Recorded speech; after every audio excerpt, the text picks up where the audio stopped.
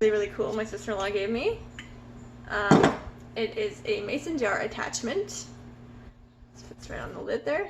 Let's pull it in. And right on. And now I can juice lemons right into that. So, I don't know. That's pretty cool to me. Anyways, but let's see how this thing works out.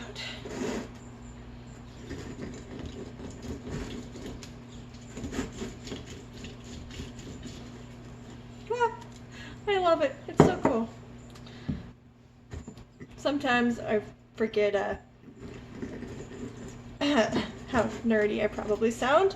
I get excited over little things like this. So, excuse my excitement, but it's pretty darn cool. Just saying.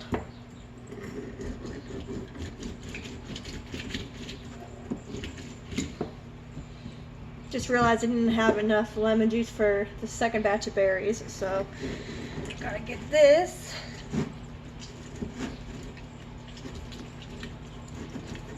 And look at that. Yeah, that's so cool. I might be slightly in love with mason jars and their attachments if you haven't been able to tell. So I am canning here in the background, so if you are hearing that, that's what that is. Alright, so 2 peaches washed, and I am going to be using about 3/4 of an apple instead of the whole apple, just because I need to use this up, so bear with me, y'all. Bear with me. Alright. Best knife ever.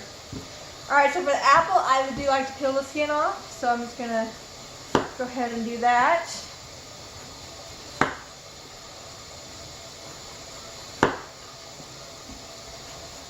It's way easier than peeling it and a lot quicker, I find, just to cut it off with a knife.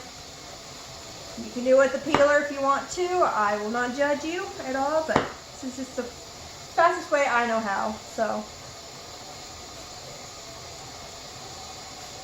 Alright, apple, cut that up there. And you're just gonna do it in small, you can do slices like this if you want, or you could chop it up. I'm just gonna chop it up. So, like that. And yeah, there's still some skin on it. I'm not a perfectionist, it's all good.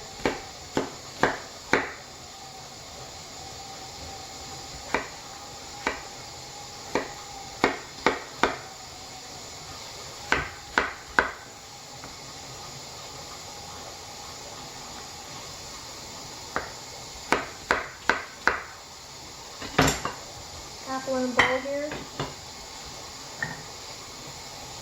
And at this point, if you have some lemon juice that you want to just squirt over the apple to keep it fresh, you can.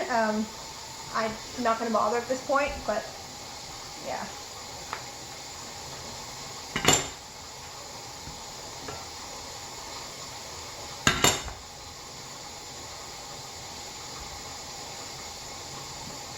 And I am leaving the skin on the peaches. I do like that. So if you want to take it off, you normally can. You can boil it for 30 seconds and peel it off that way, or you can just peel it the same way I did with a knife. Or I don't think it would really work too well with the peeler because they're too soft, but you could try. We know how that goes. And for the peaches, I'm just going to slice them. Nice thin little slices like this. And I'm going to layer those right here on the bottom of my pan. I'm going to oil it first, actually. No, I'm not. No, I'm not, because it's butter. So I'm going to take a little bit of butter. My hands are clean. I just crushed peaches. Y'all know this. Take a bit of butter. Put it in the bottom of the pan here, kind of spruce it around a bit. This one doesn't stick. This is my newer pan, so it's not quite as well seasoned as my other one. So I'm just gonna sputter it around a little bit. Alright, and then I'm gonna layer the peaches in here.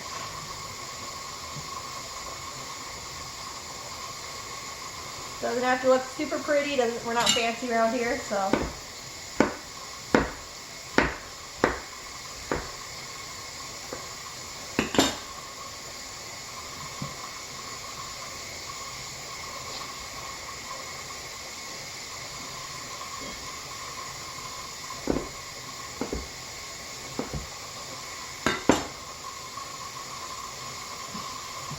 basically just cover up the bottom there.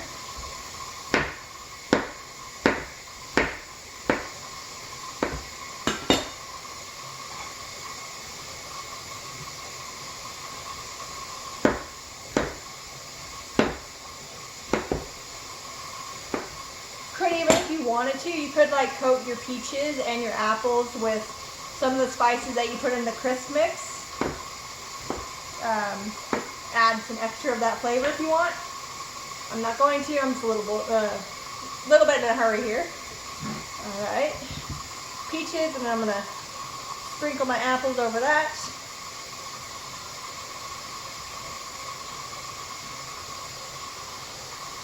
Super pretty or anything, but it will work. Alright, and then those Saskatoons I have left over, I'm just going to come on pour these right over that.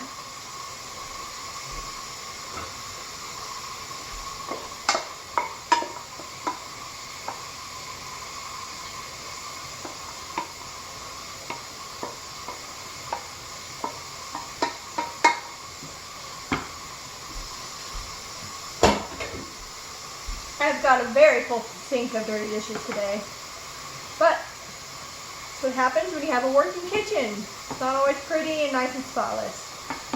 Alright, so there's that part. Just grab your crisp. And then you're just going to take it and you're just going to sprinkle it right over the top. Nice and simple.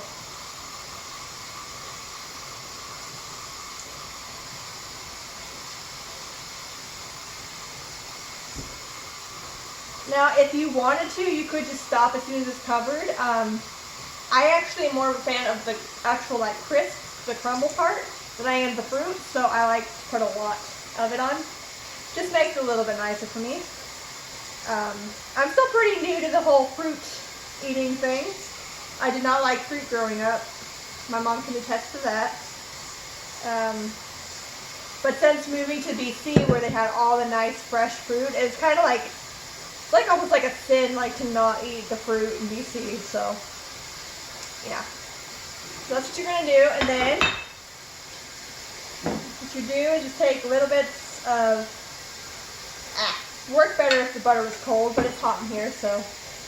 But you're just gonna take little chunks of butter and just gonna place them over the top here. That's a little bit too big.